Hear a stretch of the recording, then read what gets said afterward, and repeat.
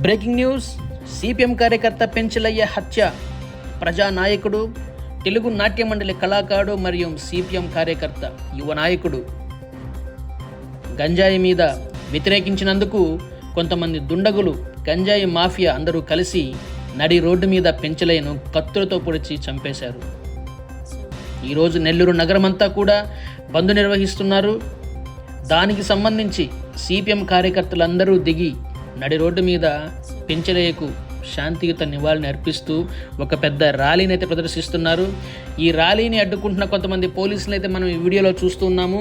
CPM కార్యకర్తలు, senior నాయకులను కూడా చూడకుండా ఈ పోలీసులు వారిని అడ్డగించి తోస్తున్న తరుణం అయితే మనకి వీడియోలో కనిపిస్తూ ఉంది.